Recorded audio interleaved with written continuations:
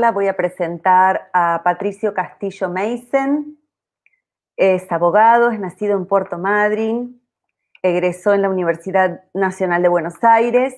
se desempeñó como colaborador y asesor de los senadores nacionales por la provincia de Chubut, Hipólito Solari Irigoyen, José María Sáez y Juan Carlos Altuna. En el año 1999 regresó a nuestra ciudad ejerciendo su profesión de manera independiente. Fue presidente del Colegio Público de Abogados de la ciudad de Puerto Madryn y presidente de la Federación Argentina de Colegios de Abogados de Regional Patagonia. Actualmente preside el Tribunal de Disciplina del Colegio de Abogados. Integró diversas comisiones directivas del Centro de Estudios Históricos y Sociales de Puerto Madryn, institución creada en el año 1988, con el objetivo de rescatar y difundir los aspectos históricos, culturales y sociales de la ciudad y su entorno. Para ello, se han realizado infinidad de charlas abiertas a la comunidad, se han dictado cursos, se ha creado el archivo histórico y fundamentalmente se creó el Museo Histórico Juan Meisen Ebene, inaugurado en el año 2013. El doctor Patricio Castillo Meisen ha escrito diversos artículos sobre la historia local y regional y participa en representación del Centro de Estudios Históricos y Sociales de Puerto Madryn en el grupo Conciencia Patrimonial, COPAT. El grupo surge en 2019, después de las diversas acciones que instituciones y vecinos autoconvocados establecen para poner en discusión la emergencia patrimonial de Puerto Madryn y así generar acciones que permitan garantizar la conservación de los bienes que integran este patrimonio histórico, cultural y natural. La disertación del doctor Patricio Castillo Meisen se titula Conformación, acciones y desafíos para defender el patrimonio histórico, cultural y natural de Puerto Madryn. Adelante, Patricio. Muchas gracias, Mariela, por la presentación. Gracias a los estudiantes, profesores y autoridades de la Universidad de la Patagonia que han generado este espacio tan necesario e inédito a su vez en nuestra ciudad para discutir la situación actual de nuestro patrimonio histórico y cultural que realmente se encuentra en un grave estado. Varios de los bienes han sido demolidos, otros están en riesgo. Y la intención de esta charla es, comentarles un poco cómo ha surgido este grupo Conciencia Patrimonial, COPAT, que, como ya lo anticipó Beatriz en el día de ayer, a partir de la ilegal demolición de la Casa de Herbes, ocurrida el 3 de agosto del año 2019, diversas instituciones, junto a vecinos de esta ciudad, nos hemos autoconvocado repudiando el grave daño moral que se causó a los vecinos de la ciudad de Puerto Madryn y conformamos este grupo, este colectivo, como se suele decir ahora, de diversas instituciones y también de personas que de manera individual se han sumado a esta preocupación, tratando de encontrar una solución para que estos bienes puedan conservarse para las futuras generaciones. Para quienes no son de nuestra ciudad, me gustaría brevemente hacer una reseña de quién fue Pedro de Herbes. A partir de este desgraciado hecho se generó todo este movimiento, pero hay que destacar que es una personalidad, probablemente la más importante del siglo XVIII, del siglo XIX, de nuestra ciudad. Vino a la provincia del Chubut de la mano de quien fue el primer gobernador, Luis Jorge Fontana, y ejerció la función de secretario de él, hasta que Fontana lo designa el 1 de enero de 1888 como jefe de la ayudantía marítima de Puerto Madryn. En esa condición fue la primera autoridad pública que tuvo Puerto Madryn y construyó su vivienda en la década de 1890 como un espacio muy cerca del muelle ferrocarrilero que se inaugura junto con el Ferrocarril Central del Chubut, construido por Guti Nebril, aquel poeta, carpintero y archidruida de la colonia galesa que tuvo tanta ascendencia. Esa vivienda funcionó como lugar de alojamiento para aquellos visitantes que en este incipiente poblado venían a Puerto Madryn, fundamentalmente en barco. Allí recordamos que se alojó en enero de 1899 el presidente Julio Argentino Roca cuando fue a visitar la colonia galesa, de paso para su encuentro en Chile con el presidente Errázuriz en lo que se llamó el Abrazo del Estrecho. También sirvió de alojamiento esa vivienda para el entonces joven Juan Domingo Perón, que utilizaba, por supuesto, la escala en Puerto Madryn antes de visitar a sus padres que estaban en la localidad de Camarones. Y también en el año 1927, el presidente Marcelo T. de Alvear, que vino de visita a Puerto Madryn y al Valle, se alojó en esa vivienda. Esa esquina de la avenida Rawson y Pedro Derbez, a excepción de la presencia de los colonos galeses en Punta Cuevas, se puede decir que comenzó allí el poblamiento de Puerto Madryn. A pocos metros se encontraba ese muelle primitivo y también muy cerca lo que luego se llamó la Laguna de Derbez, de la cual se abastecieron los colonos galeses y los primeros pobladores de agua razonablemente potable. No solo esta vivienda tenía características de ser la primera de ladrillos, en un tiempo en el que, por supuesto, al carecer de agua no se podría coser los ladrillos de barro, era todo de chapa y madera, sino que, como decíamos al comienzo, la figura de su constructor y habitante fue la más importante de los primeros años de Puerto Madryn. Tanto es así que la Prefectura Naval Argentina le impuso el nombre de Pedro Derbez a una de sus embarcaciones. Seguramente en esa esquina comenzaban, antes de esta demolición, la mayoría de las excursiones que iban en bus hacia la península, relatando los guías nuestra historia. Desde entonces, lamentablemente, lo único que pueden ver ahí es un descampado, que no ha quedado absolutamente nada de esta vivienda. Me gustaría compartir dos fotografías, si la tecnología me lo permite, dos o tres fotografías que nos dan una idea de cómo era la Casa Derbez en sus primeros años y cómo ha quedado a la fecha. Intento, y si llega a salir, bueno, bienvenido, si no pasamos al tema siguiente. Ustedes en tal caso le pediría o a alguien que me avise si la fotografía en este momento puede compartirse. Deberían ver en este entonces una fotografía tomada en 1911 por quien fue Sete Alt. Sete Alt fue el gerente del ferrocarril que vino a Madryn en los primeros años del siglo XX. Y si movemos la fotografía hacia el norte, barriendo la costa, vamos a observar lo que fue el primer muelle de Puerto Madryn.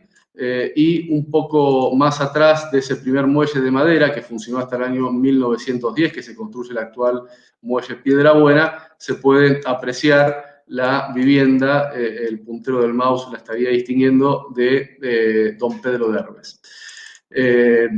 Como decía también, acá está la misma fotografía con la referencia de la vivienda y del muelle. Y en esta otra fotografía, también tomada por Sete Alt, tiene la particularidad de ver, luego de varios días de lluvia probablemente, esta laguna de Derbez que se ve desde el muelle primitivo del que estábamos hablando, cómo ahí comienza a gestarse y por su trayecto abarcaba una buena parte de la zona de Puerto Madryn. Lamentablemente, quienes justificaron en ese momento la destrucción de esta vivienda entendieron que era una cáscara vacía. Sin embargo, esta pobre mirada no advirtió que más allá de su belleza exterior, su ubicación privilegiada frente al mar, era un espacio lleno de historias. Podríamos decir que toda la historia de Puerto Madryn empezó y siguió en ese sitio. También allí, en esa laguna, que desde luego precedía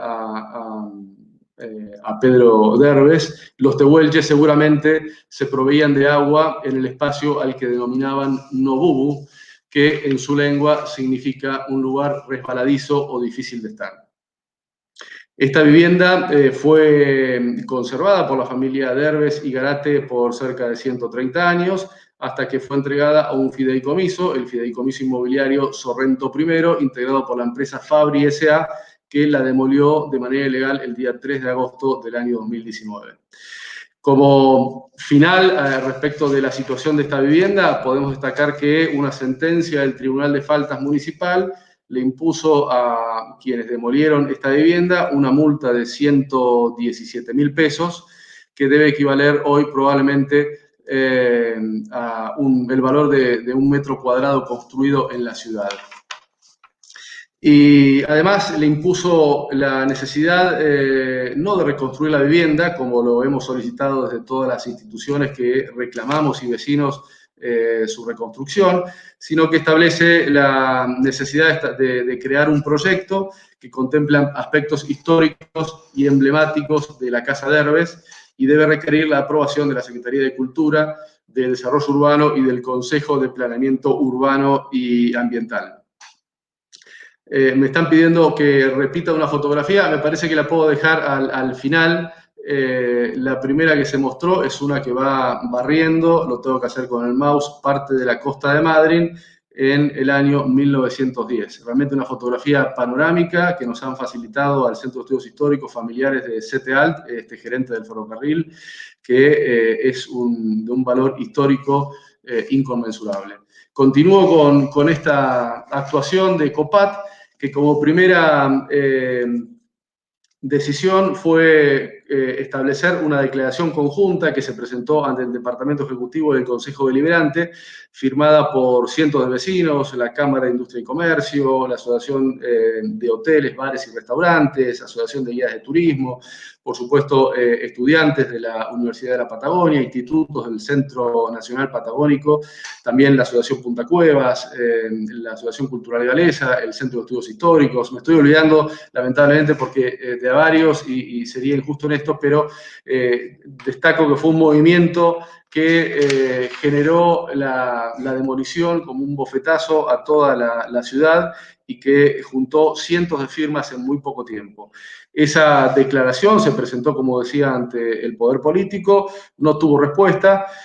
por lo tanto seguimos insistiendo con acciones colectivas y solicitamos al Consejo Deliberante que se nos otorgue la banca del vecino, esa forma de democracia semidirecta que prevé nuestra Carta Orgánica. Esa banca del vecino tardaron varios meses en otorgarla, pero al fin se dio en el mes de octubre del 2019 y pudimos, a través del doctor Julio Besub, que nos representó en ese momento, presentar un proyecto de ordenanza para que se declare la emergencia de todos los bienes patrimoniales, se establezca un porcentaje del presupuesto municipal, apenas el 1%, para destinarlo a ayudar a la conservación de estos bienes y, por supuesto, como primera acción, que se establezcan las acciones a seguir para reconstruir la Casa de Herbes.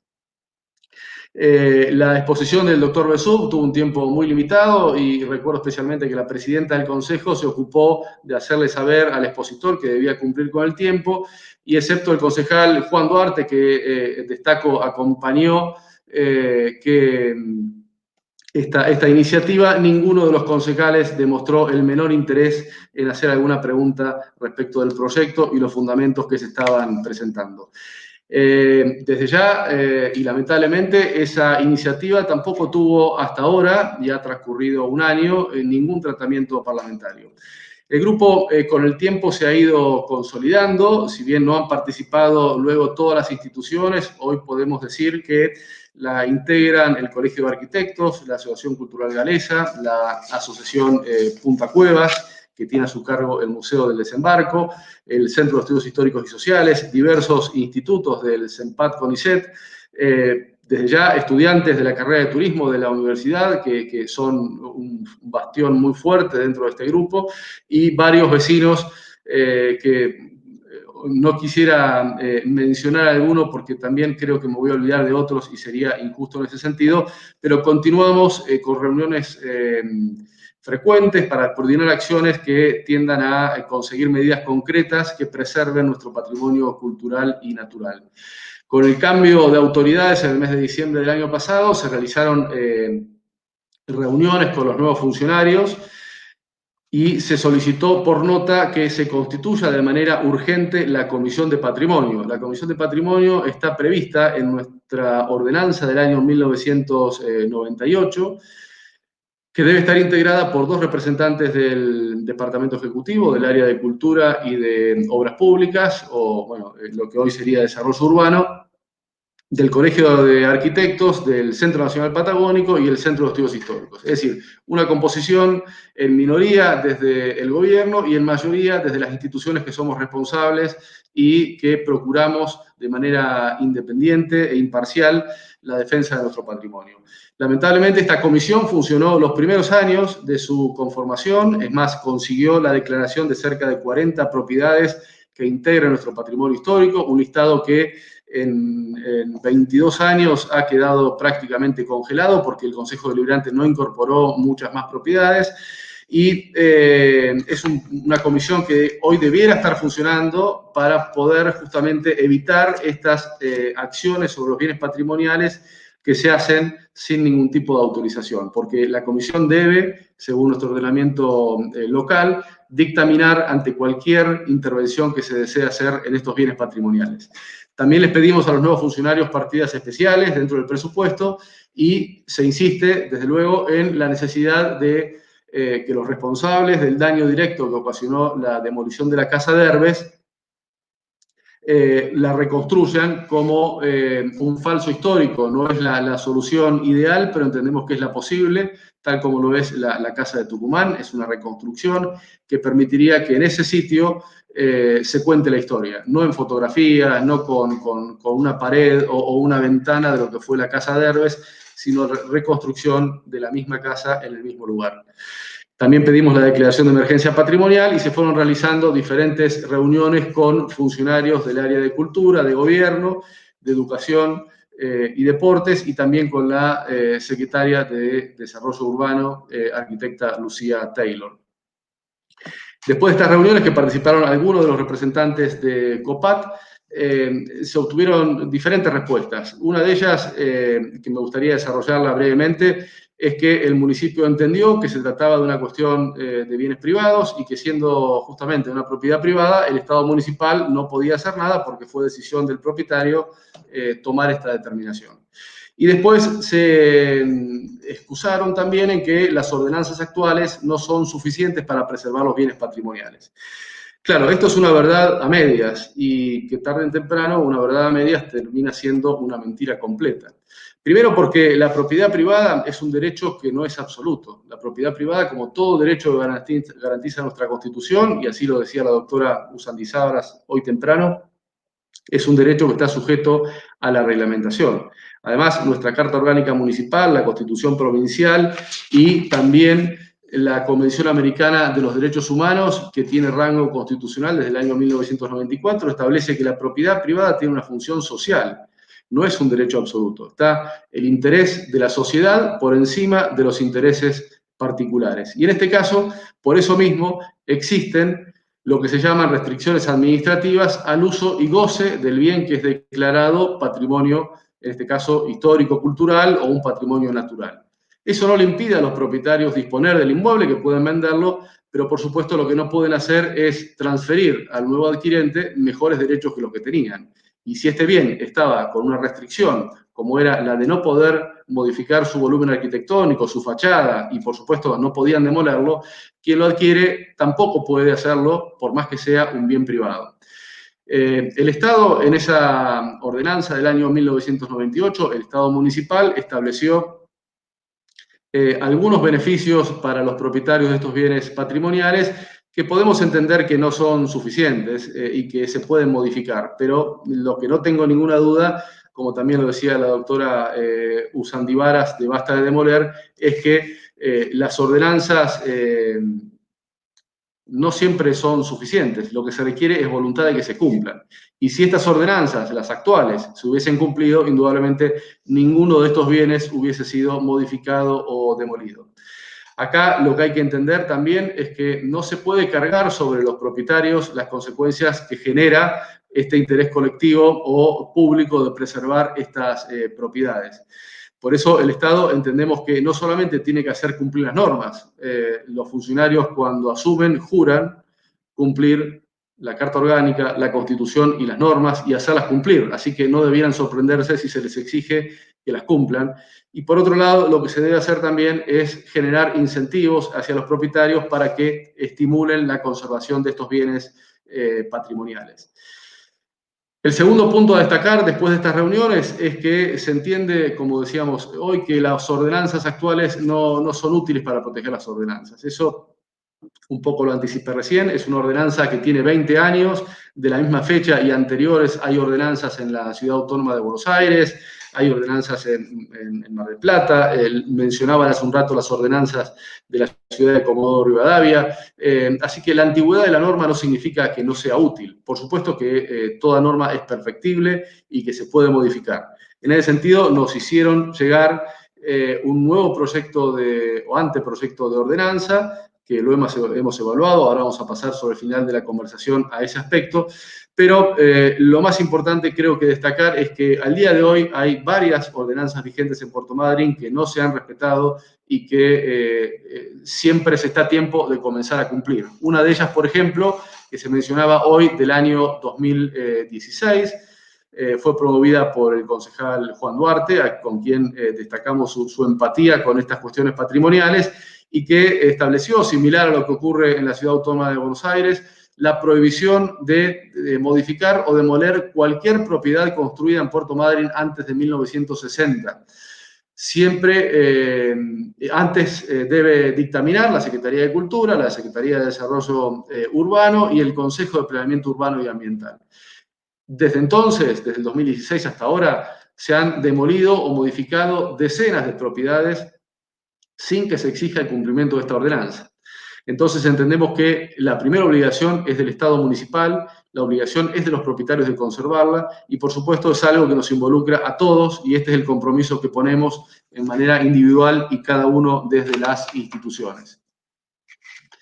Esta propuesta que nos han hecho llegar la han analizado cada una de las instituciones a través de las personas que están representadas en Conciencia Patrimonial y elaboramos un nuevo proyecto alternativo y complementario de la legislación vigente que toma diferentes antecedentes que hemos visto que funcionaron en la provincia de Salta, en Comodoro Rivadavia inclusive, cuando hay voluntad política que esto ocurra, en Mar del Plata también, con sus inconvenientes, como nos han contado ayer, también en la capital federal, y elaboramos una propuesta de código de preservación patrimonial de la ciudad de Puerto Madryn. Este código tiene incorporado dentro de su articulado la creación de una comisión honoraria de preservación del patrimonio y en este sentido descartamos la propuesta oficial que pretende darle mayoría al poder político en esta comisión. Preservamos la mayoría de estas tres instituciones ya hoy integradas a una comisión que no se la puso nunca en práctica, el Colegio de Arquitectos, el CEMPAT y el Centro de Estudios Históricos, y por supuesto también la integración del área de cultura y de desarrollo urbano del municipio. Esta comisión honoraria tiene básicamente la función de dictaminar, es de carácter consultivo, no obligatorio, pero sí un dictamen no vinculante, más bien el dictamen es previo y obligatorio para cualquier intervención que se quiera hacer respecto de los bienes patrimoniales y todos aquellos que se vayan a incorporar. Tiene a su cargo la creación y la integración de un registro del patrimonio de los bienes culturales y naturales de la ciudad, con una particularidad que le hemos dado a este registro que tiene una incorporación definitiva de todos aquellos bienes actuales y los que se vayan generando por ordenanza, pero también entendemos que puede haber una integración preventiva, es decir, una integración cautelar que alcanza para proteger un bien histórico con la presentación de 2 de los integrantes de esta Comisión Honoraria de Preservación.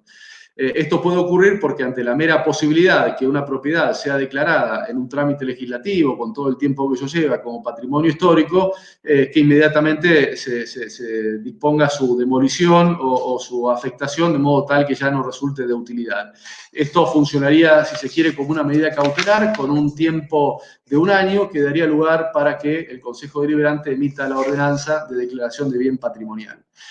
La inscripción de los bienes patrimoniales en este registro le va a permitir al propietario gozar de los beneficios y, por supuesto, le transmite ciertas obligaciones. Las obligaciones, en primer lugar, son las de mantener la propiedad en condiciones y en cuanto a los beneficios, acá hemos incluido varios y muy significativos que no implican, en algunos casos, erogaciones para el municipio, sino medidas que se han probado en otras ciudades, como lo mencionaba la doctora Usandivaras en la Ciudad Autónoma de Buenos Aires, como otorgar compensaciones que permiten transferir la capacidad constructiva de un inmueble, de un inmueble histórico hacia otro. Bueno, el tiempo es breve, ya creo que la tarde se nos ha estirado un poco, pero quisiera terminar agregando algunas cosas más, como, por ejemplo, otorgar exenciones impositivas reales sobre impuestos, tasas y contribuciones. Y también creemos que es de estricta justicia reintegrar los impuestos inmobiliarios a los actuales propietarios de aquellos bienes históricos a los cuales el municipio durante estos años les cobró impuesto inmobiliario cuando la ordenanza actual los exime del pago de los impuestos inmobiliarios. Deberán devolvérsela de los últimos 5 años mal cobrados con sus intereses. También, por supuesto, establece sanciones, severas sanciones para aquellos responsables directos del daño, propietarios y aquellos que efectivamente como empresas constructoras disponen de tirar un inmueble abajo, y también para aquellos funcionarios que omitan denunciar las transgresiones al código o otorguen algún tipo de autorización sin la intervención de la comisión honoraria. Se recuerda en la ordenanza, aunque por supuesto es ley y además está en la Constitución provincial, nacional y en la Carta Orgánica, que el municipio puede expropiar estos bienes patrimoniales y también que puede tener un derecho de preferencia en la compra. Si un inmueble es vendido, con todo el derecho de hacerlo, por supuesto, primero debe ser ofrecido a la venta informando que se trata de un bien patrimonial y se le debe dar la oportunidad al municipio que compre este inmueble a valor de mercado. Y por supuesto, si lo declara de utilidad pública, también lo que puede es expropiarlo y pagar una indemnización. El objetivo de la ordenanza también insiste en la reconstrucción de la Casa de Herbes y hasta tanto no se reconstruya que no se pueda construir en ese sitio ningún otro proyecto y que además se avance en las demás propiedades históricas demolidas de manera ilegal. Por último, entiendo que esta cuestión de preservar el patrimonio no puede ser un enfrentamiento entre propietarios y conservacionistas. Es una cuestión que los involucra a todos, pero sobre todo al Estado, que no puede desentenderse de su rol principal, que es el de exigir el cumplimiento de las ordenanzas, y además tiene la obligación de asegurar el mantenimiento de estos bienes. No entendemos a los bienes patrimoniales como una foto en blanco y negro, como nos decía Nelsi Jones ayer, sino que deben poder reutilizarse en nuevos proyectos arquitectónicos, en lo cual seguramente nos van a ilustrar los expositores que siguen, porque además entendemos que los bienes patrimoniales agregan un valor extraordinario a estas propiedades. Obviamente que todo inversor pretende hacer la mayor ganancia en el menor plazo posible, pero ahí debe estar el Estado para intervenir. Los dos problemas, creo que al menos he entendido que surgen de las cuestiones patrimoniales, son la falta de conciencia y la falta de un Estado presente que haga cumplir las ordenanzas cuando los bienes patrimoniales están en emergencia. En el primer caso, estamos en conciencia patrimonial, generando conciencia social, y las nuevas autoridades tienen ahora la oportunidad de mostrar en los hechos y no solo con palabras qué acciones van a realizar, empezando por reconstruir la Casa de Herbes. Muchas gracias, disculpen la extensión y quedo abierto a cualquier consulta, mientras intentaré poner de fondo de pantalla la primera fotografía que hoy no se pudo ver. Muchas gracias, Patricio. Realmente comentarios, reflexiones acerca de justamente lo que decías, la conciencia patrimonial que quizás está marcando un antes y un después, la conformación de este grupo de actores, ese lugar y participación que se le tiene que dar a cada uno de estos actores que se acercaron y se han conformado como este grupo. Hay una pregunta, hay muchos comentarios, ¿verdad? Sobre todo de personas que no son de Puerto Madryn y que agradecen esta interesante información que quizás desconocían, también de personas de Puerto Madryn que por supuesto felicitan por la exposición y quizás para aclarar un poquito más, aquí hay una consulta de parte de Adriana que se interesó por el proyecto de ordenanza y pregunta si ya ha sido presentado en el Consejo Deliberante, si se encuentra en tratamiento. Creo que es un poco lo que explicaste, ¿podrías aclarar un poquito esto? Sí, en realidad fue una devolución, nuestro anteproyecto a las autoridades y como mencionaba instantes atrás Diego Lacunza, lo han recibido, han considerado que son aportes importantes, cosa que desde luego valoramos y agradecemos, así que ellos estarán reelaborando su iniciativa, esperamos también poder participar para que el proyecto que ingrese al Consejo Deliberante sea un proyecto consensuado y no una versión de determinado sector. En ese sentido, por supuesto, cuando tenga trámite parlamentario, cada concejal podrá aportar lo suyo y lo podremos hacer nosotros para tratar de tener esta ordenanza. Insisto, es un anteproyecto, está disponible para cualquiera, es un documento público presentado formalmente en el municipio y si alguien tiene algún interés particular de recibirlo, se lo podemos hacer llegar por vía electrónica si nos dejan su correo electrónico para poder hacerlo. Muy bien, hay muchas reflexiones y comentarios acerca de la necesaria participación comunitaria en la conservación del patrimonio, también en la importancia del compromiso y la interiorización y apoyo por parte del municipio, por parte de todos los ciudadanos. Bueno, felicitan por la exposición, muy clara, muy respetuosa a la ciudadanía, a la audiencia. La verdad que no hay consultas, sino reflexiones y agradecimientos por haber brindado esta información. Destacan la importancia de la unidad de la comunidad para fortalecer el resguardo patrimonial y frenar el avance del sector privado. Y bueno, se destaca el compromiso que se tiene con el patrimonio de la ciudad, de parte de, bueno, todos estos actores que han impulsado este grupo de conciencia patrimonial en Puerto Madryn, con estos proyectos, estas acciones y estos desafíos, que es un poco lo que compartiste en tu disertación, Patricio. Muchas gracias. Y ahora los invitamos, vamos a presentar a los siguientes disertantes.